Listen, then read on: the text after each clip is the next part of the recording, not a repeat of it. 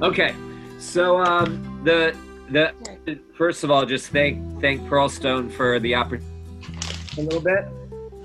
We have somebody else coming on, so that's great. And I think I said to Stern before that I've been thinking a lot about the concept of what we sort of say when we're younger, like, or even now, it's better than nothing. I think that there's a lot in our lives right now in the world of Zoom in which it's better than nothing. When I got an email the other week or two ago from Pearlstone saying, "Would you want to give stuff on Zoom?" I was like, really, like the whole. How can you do Pearlstone on Zoom? It's almost like the most non-Zoom experience that one could have. I mean, like, there's no hills, there are no goats. I had some Dr. Browns that they have, but and I said, really, we're going to do this, and I have to admit that I was a little bit like, I would I would do almost anything for Pearlstone. So if they ask me, I'll do it, but I wasn't really that jazzed up to do it. And then I taught the other day, and I left with such a high that I was like, you know what? That wasn't that bad. That was really fun. So I thank Pearlstone, and I thank all of you for joining, because one of the things in this chapter of my life, and I can definitely speak for my parents because I think they've learned a lot more Torah than I have during the last couple months, is that this has solidified once again that learning Torah brings you to focus on the sweet things of life and on the priorities of life.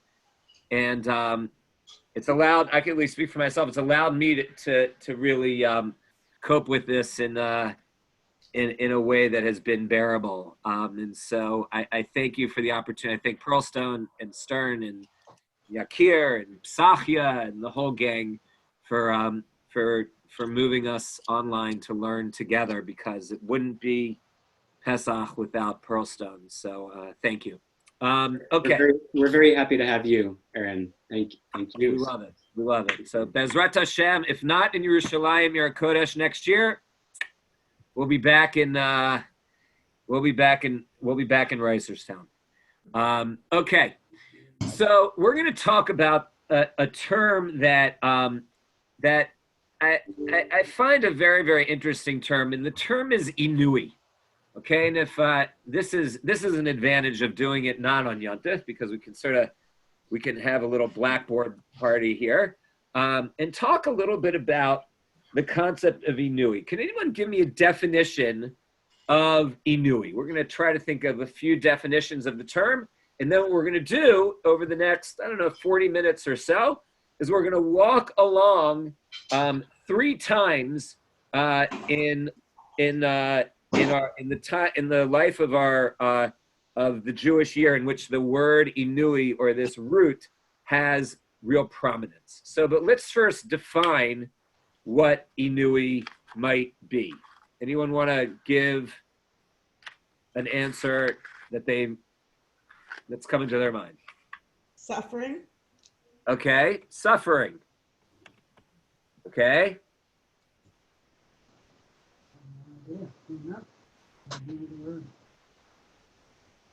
Where do we see the idea of there's actually a mitzvah to suffer at one point during the year that we're going to look at? Does anyone know where the mitzvah is to la'anot et nafshotechem? I heard someone say it. Yom Kippur, yeah. Good, thanks, Gary. It's so great to have Gary and Judy here. Okay. On Yom Kippur, there's actually a mitzvah to suffer. I don't know. I think it might be in Crazy Ex-Girlfriend that my kids like to watch. There's a song, Remember That We Suffered, all about the Jews, that we're always supposed to remember that we suffered. So, okay, there's actually a mitzvah of inui. Okay, any other words come to mind? We're going to keep coming back to this, to our definitions of inui. Any other roots come to mind, or words that sound like Inui come to mind when you look at the word? Try to take a look at it. I know I know my mom is constantly, I think she's been taking Hebrew. How many years have you been taking Hebrew classes at the JCC, Mom?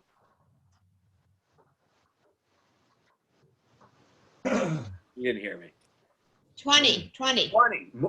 I thought more. 20 years at the JCC. All right, Mom. That's So, at the JCC, but over other places too. okay, so Inui, what words, Poverty. let's play like a little word game. What words can we get, does this word remind us of? Any other words besides suffering? Poverty.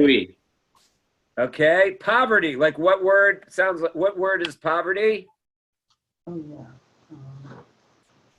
Right? What is it? An ani. I'm going to do English just because I don't feel like going back and forth. An ani is a poor person. Good. Any other words sound like Inui? Vidui. Vidui. Okay, vidui. That is also a Yom Kippur word.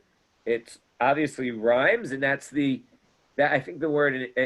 noun form that's the noun form of confession. Okay. Any other words come to mind when you look at this? What would be the root maybe of Inui? Is it ayin at all? Does anything have to do with ayin? Okay, it could be. I didn't even think of that, but like eyes, good. Okay, we're going to add to this. Okay, let's go to the Seder. We just had a Seder. Someone said to me, obviously there's a lot of sad Seders this year, and that was obviously something that's very, very challenging to so many. But there are two pieces that I thought are good news. One piece is that they're over, so hopefully we won't have that again. And the other thing is, someone pointed out that probably in all of history, there were probably more Seders on the earth this year than any other year. Sort of true.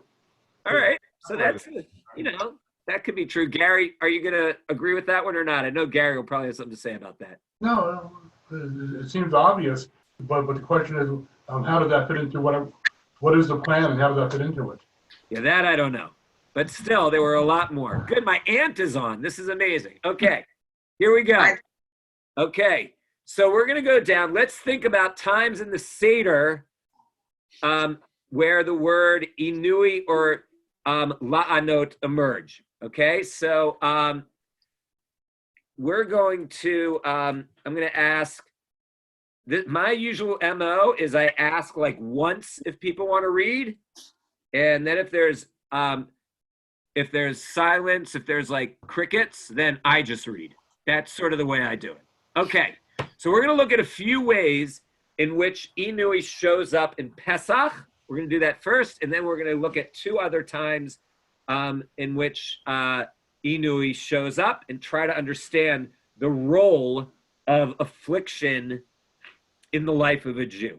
But Aaron, can we go back and can we add Oneh to the list? Sure. A I'm note going to do that in a minute. Oneh, meaning what? to answer. Good. Okay, we're going to see that in a minute. Good. Okay. All right. Let's go down. Let's go right to the source, story of the Exodus. Okay? We're starting right here. Okay? Exodus 1:1, Shemot Aleph, Yud Aleph. Does someone want to read? I'm going to make it a little bigger just so people can see. Okay? Right at the beginning of the story. I assume you all In sorry. English. Okay? No, Hebrew is good actually in this case. Go ahead. Sorry, missing Laman Anato. Vilatam Vaven Arai Miskanot Lefaro Pitom at Ramas. Okay, great. So this is the description of the Jewish of what happened. Okay, so what did they do to give the slavery to the Jews? By Asim they set taskmasters in order to do what? What was the point of slavery? As my dad read just now, I'm highlighting it. Lema'an anoto, in order to Press them. oppress them. That is the point of slavery. Lema'an anoto. So, all right, here's step one in the context of the slavery of the Jewish people. The Egyptians wanted to do what? They wanted to oppress them, to make them suffer in their forced labor, okay? And they built these cities. They were, in some way, they were oppressed, okay? All right, so that's the first moment of us seeing in the national conscience of being oppressed. Okay, a chapter and a half later, God sees them, okay? And what does God do? Someone want to read the next verse? This is fun. I'm just going to keep on making them bigger and smaller, just for the heck of it. Okay. Anyone want to read the next one? 3:7. Vayomar Adonai, Ra'o ra'iti et anei ami, asher b'Mitzrayim, ve'et sa'akatam shamati, mipnei noksav ki yadati et machot ovav. Okay. All right. There's the next one. Here's the next time we see the word ani. We saw before the Egyptians are trying to la'anot the Jews, to oppress them. And the next time we see this word, God actually sees something. What does he see, Mom? He sees The plight. The plight. plight, they say here, okay? The plight. Ani ami. By the way, when Stern was talking about like vidui and inui on Yom Kippur, it's sort of sometimes the words of the sounds similarity helping us to associate. Here's another one. Ani ami. The national plight. And what's that plight? The plight is oppression. And here, by the way, he sees the oppression. We could spend hours just on this. Look at this. I never noticed this.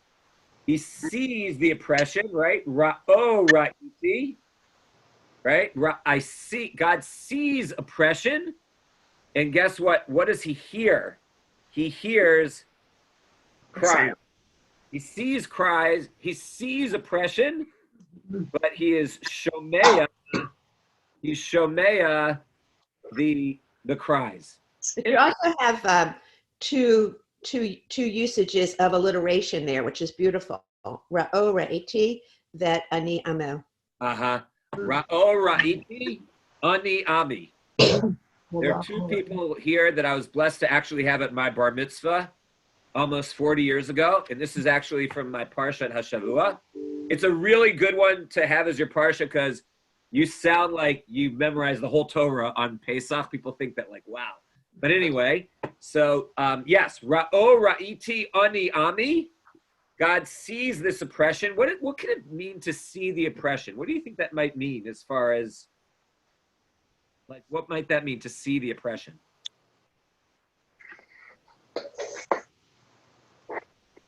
Any thoughts on that? What's the difference between seeing oppression and hearing cries? Can I add something here? Sure. It's what it takes to learn something. You have to be able to see it, hear it, experience it, and then you know it. Ah, interesting. My aunt, who is an educator par excellence, look what Shalamith is saying. Look what happens here. I didn't even notice this, Shalamith. Good. Ra'o ra'iti, you see it, Right. and then you hear it, and then you know it. That's amazing, right?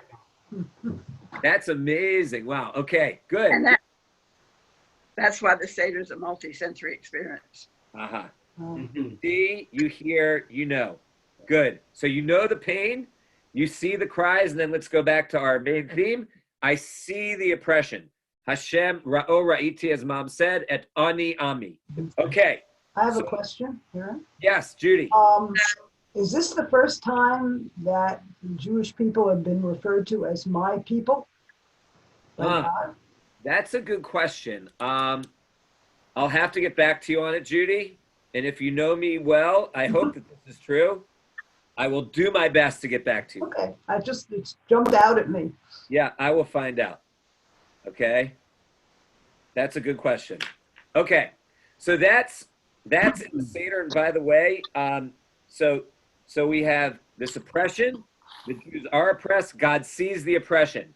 Now we're going to forward all the way to Devarim to see the last time that we're going to look at this idea. And this is from the Vidui Bikurim, the part of the Seder in which we talk about Aramio Vedavi, okay, which is later in Devarim. Let's make this a little bigger. Okay, here's the description in the in going back retrospectively on what happened in Mitzrayim according to after the giving of the Bikurim. This is also from Seder when we tell the story of the Jewish people. Okay, does someone want to read this this pasuk from Devarim? I'll read it. Vanitzaka el Hashem Elokei Avotenu, Vayishma Hashem et kolenu. This seems to be right back referring, by the way, to the pasuk that we just saw. And then once again, Vayar et onyenu. What is happened? God saw our affliction. Okay? But it's reversed this time.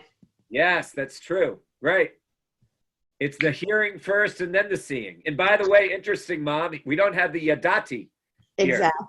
Exactly. Not yet. Interesting. Okay, it almost flips the pasuk. We cried. And by the way, interesting, before it doesn't say that we cried. It says that God saw us cry. It's God's perspective, and now it's our perspective. Which, by the way, a lot of people talk about that in the Haggadah. Why is it that we chose this narrative instead of the narrative from Shemot to be the primary source, even though we quote many psukim of Shemot? One of the reasons is because it's from our point of view. Vanitzak el Hashem.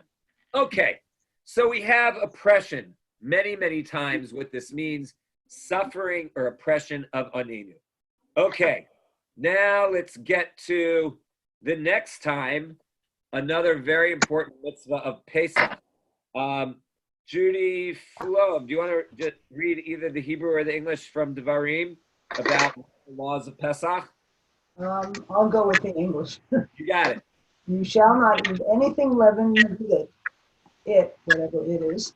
For 7 days thereafter you shall eat unleavened bread, bread of distress. For you departed from the land of Egypt hurriedly, so that you may remember the day of your departure from the land of Egypt as long as you live. Okay. All right. There's a word there that's going to give us a big flag. I'm highlighting it right now. Lechem oni, yes. Lechem oni. All right. Now, it's translated here as bread of distress. By the way, interesting. In this translation, which is all from, I think, Machon Mamre, oni is oppression, and now it's suffering and it's distress. Okay, lechem oni. Okay, so we know what's lechem oni is matzah, right?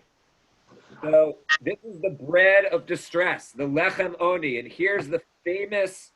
I'm gonna just bring this in before we do the famous Rav interpretation of Shmuel. Someone want to read the Halach Ma'anya? I'll take a turn again. Go for it, Dad. I'll make it a little bigger for you there. That's better idea. Okay. There you go. Let's cover that.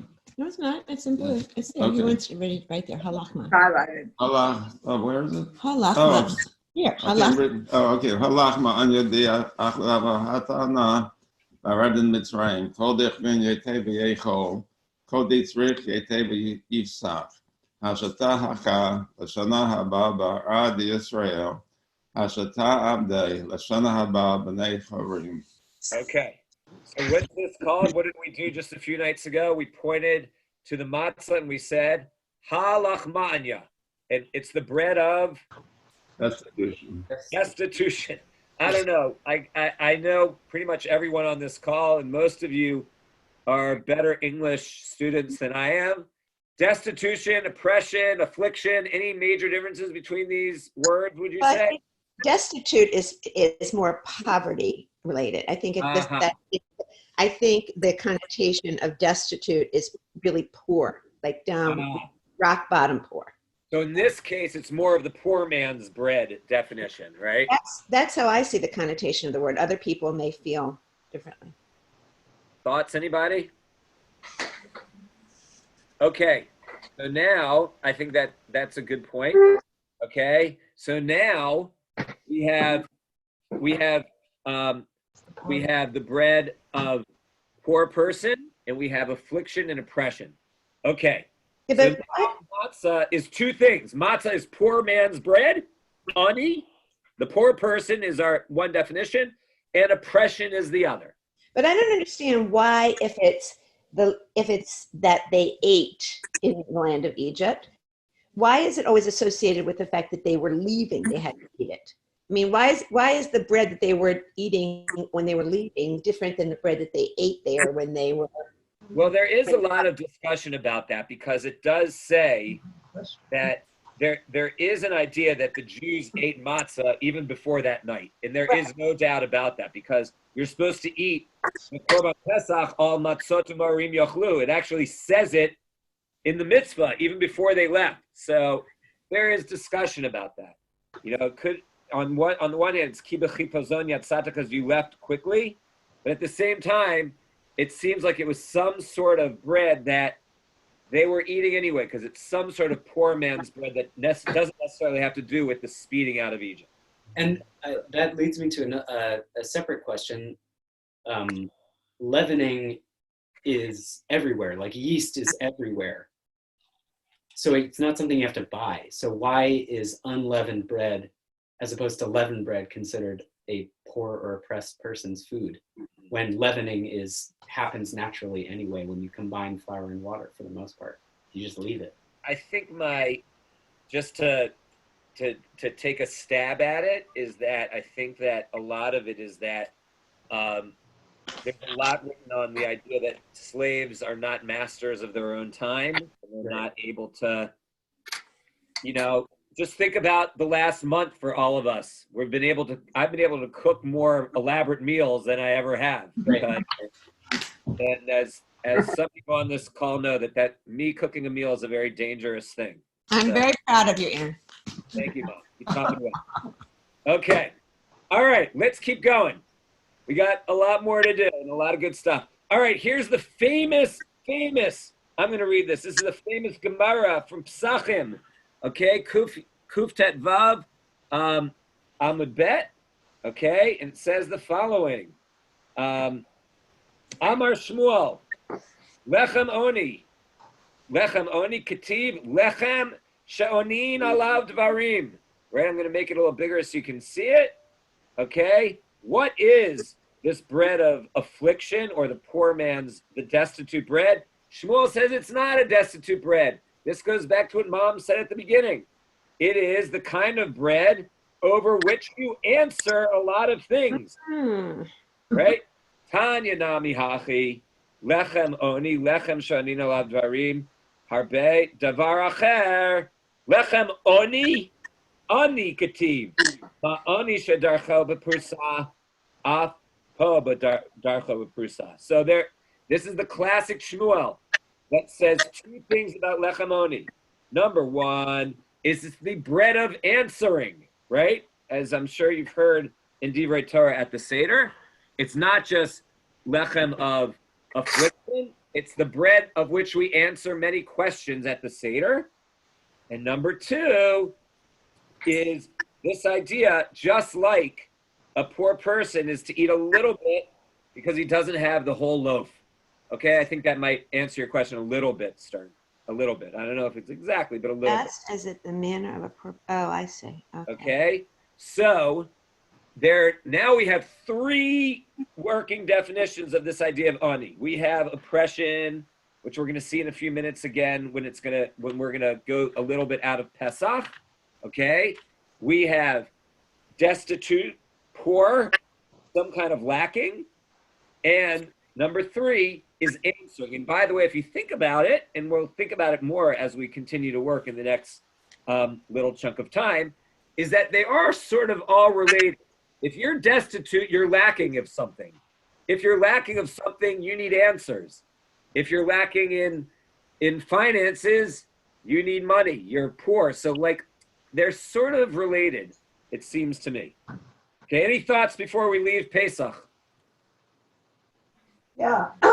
Yes, One thing Judy. about matzah for slaves is that it probably keeps better, so you don't have to feed them that often. That's Leavened true. bread is more likely to spoil. That's true. That is true. Okay, so that's another reason. I mean, we often keep matzah on hand just in case we run out of challah. So keep it all year. Okay.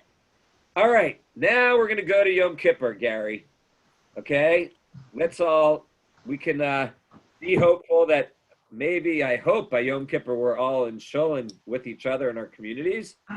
And let's look at Yom Kippur, because Yom Kippur has the unique element of a mitzvah of inui, which is very, very strange. Very strange. A lot of times when people compare Tisha B'Av to Yom Kippur, obviously there are some similarities, but there is one huge difference. On Tisha B'Av, there is no mitzvah of inui. There is no mitzvah to suffer in a way. Okay, all the mitzvot on Tisha B'Av are in order to reflect a avelut, mourning. That's different than inui. Okay, let's go right to the source. Someone want to read? I'll make it nice and big. Yeah, I'll read. Okay, this is from Vayikra. Go ahead. הייתה לכם לחוקת עולם בחודש השביעי, בעשור לחודש, תענו לכם, בכל מלאכה לא תעשו, העזרה הגר בתוכם. Okay. Ezra.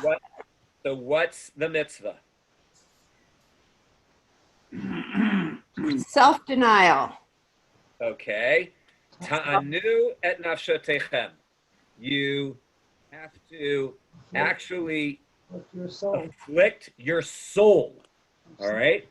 So in Egypt, the people were oppressed and afflicted. Here, you have to afflict your soul. And what do we do in order to afflict our souls? What are some of the practices on Yom Kippur that we do?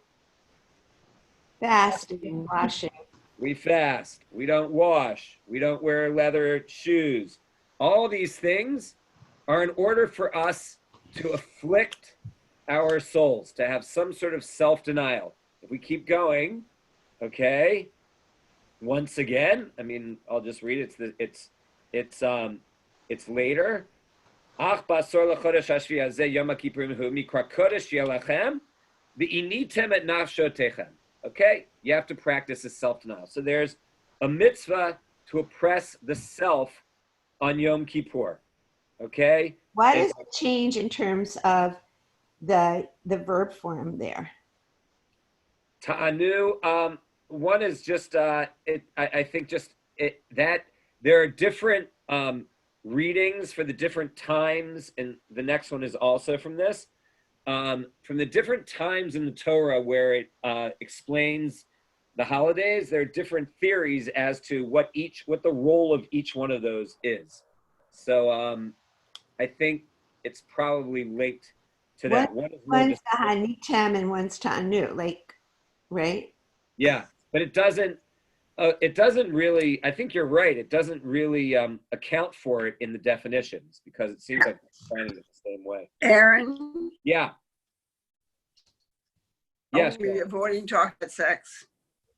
What's that?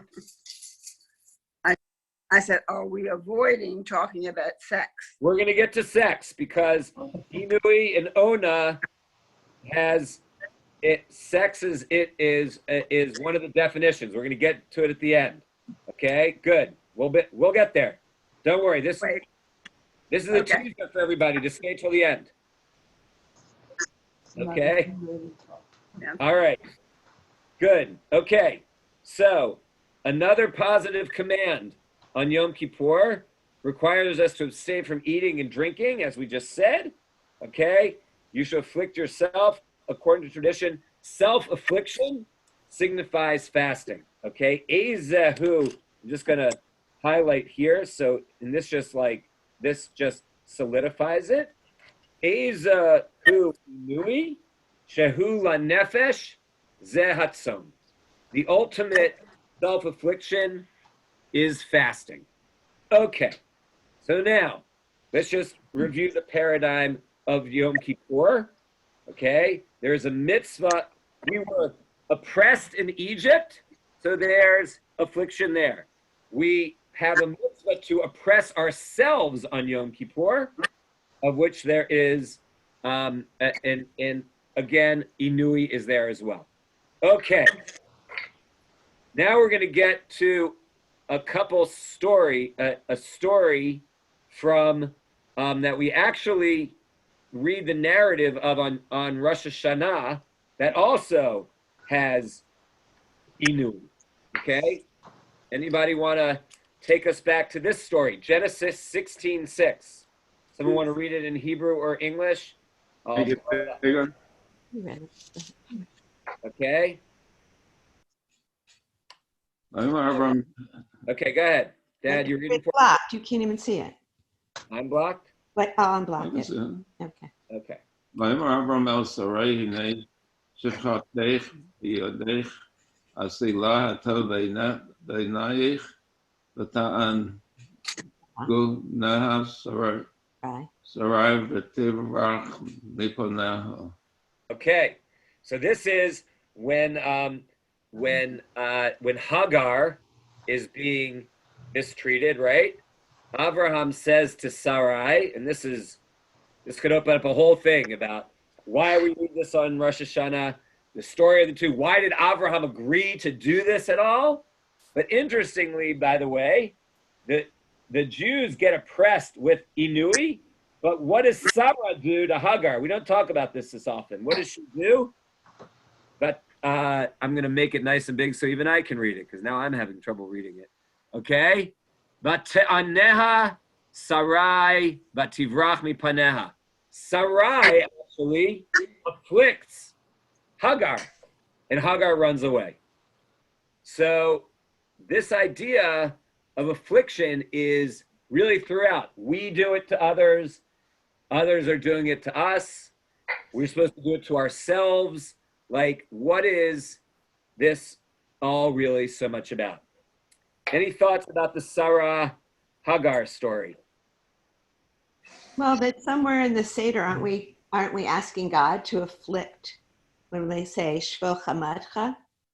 Shvo Chamatcha. That Chama is more of revenge, I would say. A little different than affliction. Affliction is almost like it's I don't know. It has more of a feeling to me of impoverishing.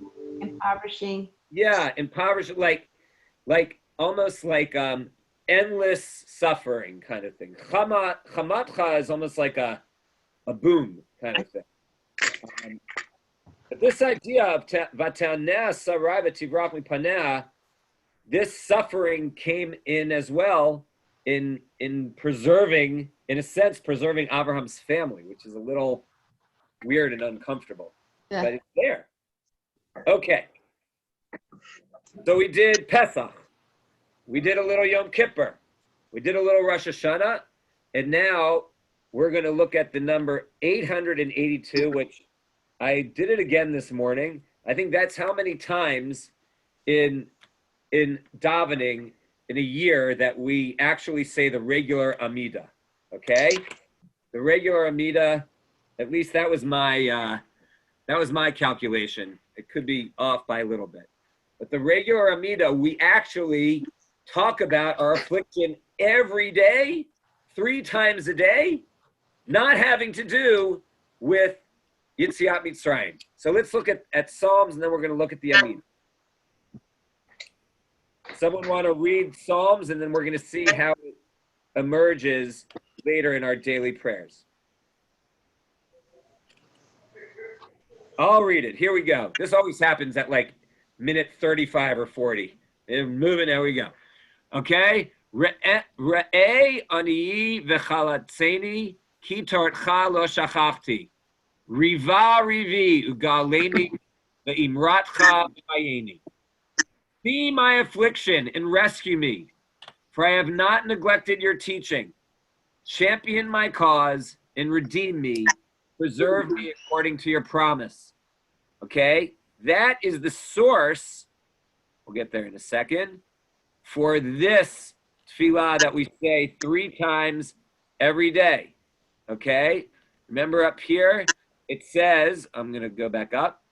It says, Re'e ani. And by the way, once again, Mom and Shalamith, it's the seeing of the affliction. That has its source in Shemot. You don't hear affliction, you see affliction. But then later you say Shema Kolenu.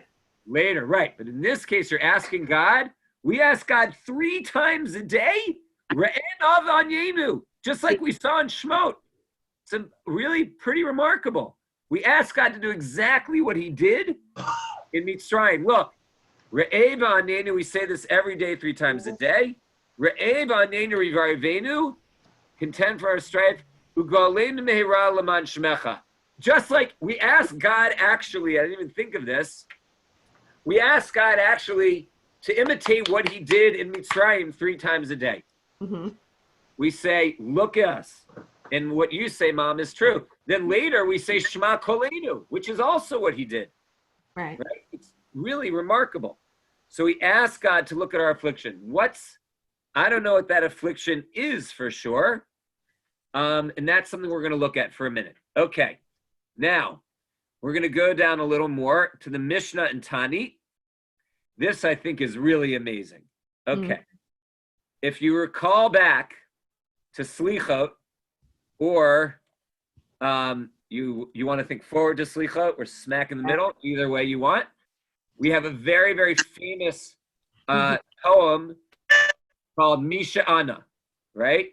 Right. He answered, yada yada, hu ya'anenu. Now, by the way, this goes back to, I think Mom said Anna is answering. So now, interesting, Misha Anna answering is the same as some sort of lacking in the world of affliction.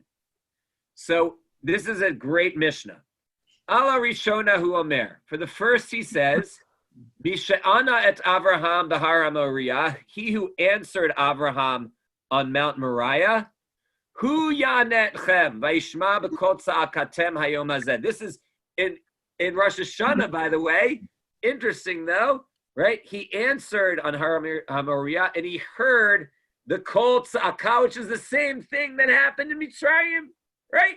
Kol tza'aka, right? And then it says, Baruch atah Hashem, Goel Yisrael.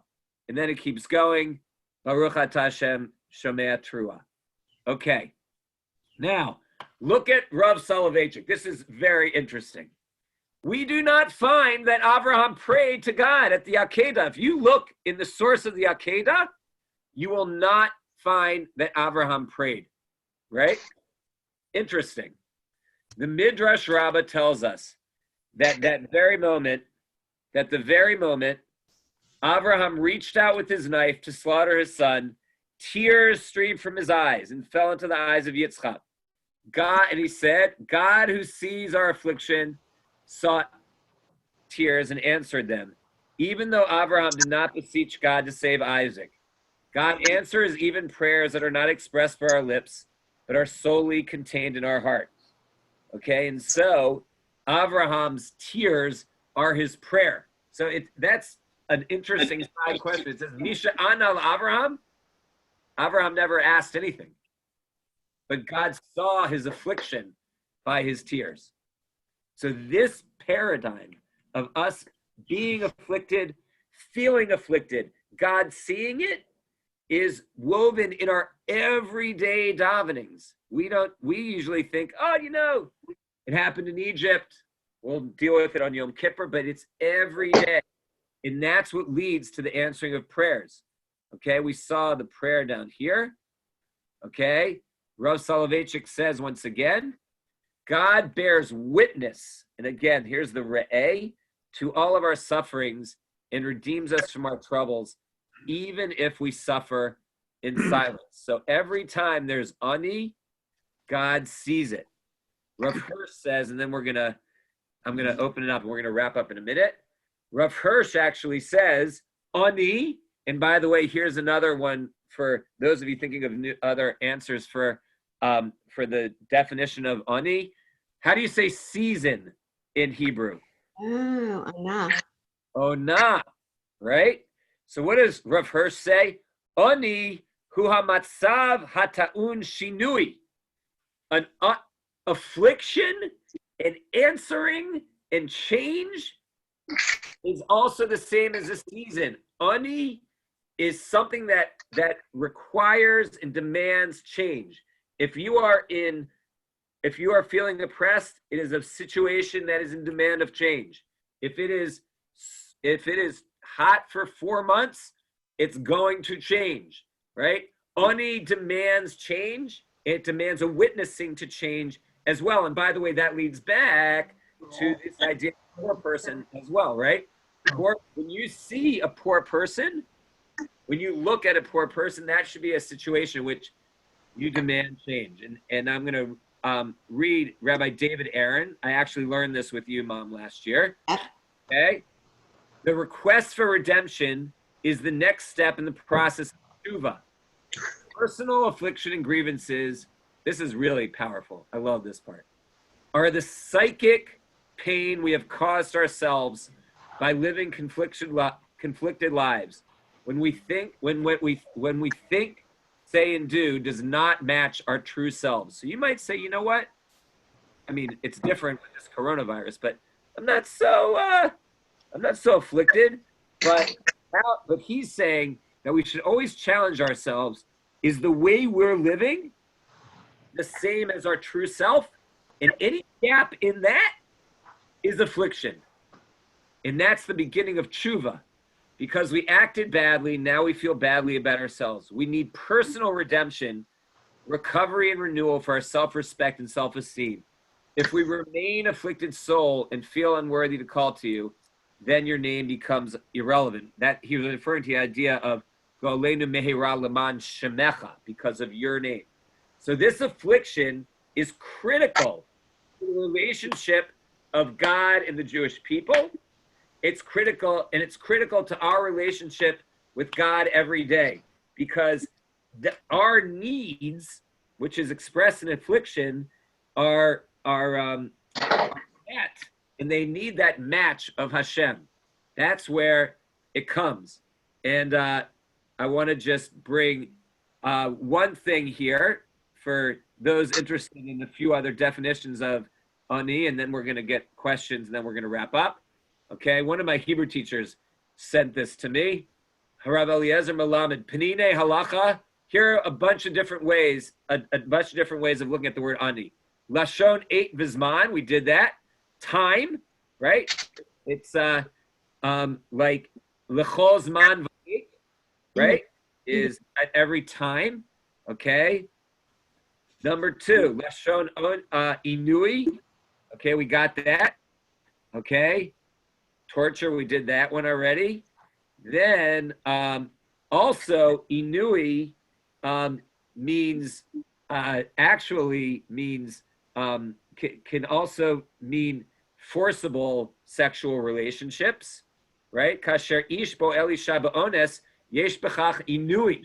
It's seen that way.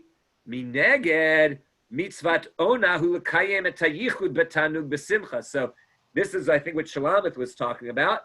The mitzvah of it cuts two ways in the sexual realm. It can be forcible relations, but it's also the idea of ona is joy of a connection. That's the mitzvah of marital satisfaction in the physical realm. So I just wanted to wrap it up by saying that I remember many years ago, I went to a shiur. I'm gonna stop the share because I want to see everybody as I conclude. I remember many years ago, I went to a shiur about the necessity of slavery. And after the shir, I forgot who it was with. I said, and the whole shir was that we had to suffer in order to be a chosen people and a people with a holy mission. And I found that so troubling that, why do you have to go through that? Why doesn't God just give us the mission to be a great and holy people? And while I don't really know the answer to that question, and I wish it were sort of otherwise, I think the more life experience that I have, and I think that this time in our lives is apropos to that, the more you realize that when you have sadness and you have lacking in your life, you're able to have more of a commitment to an empathic ear and empathic heart to others. And so while it may not be what we want, I do think that this idea of Inui is something that is an important, I don't want to say necessary, because part of me feels like, why does it have to be necessary? But it is definitely an important element to complete people and having a complete relationship with others and a complete relationship with God, because we want to be the ones, we want to imitate God by seeing the afflictions of others, and we also want God to look at us and see our gaps in how we can square ourselves with the people that we truly want to be. So, thoughts, ideas. Hello, Sarah, by the way. Nice to see you. Any thoughts, questions? This has been absolutely terrific. I've learned so much. What a treat. Thank you, everybody. Stern, any other thoughts? We're all good? Chag Sameach, everybody. I was just going to say one thing.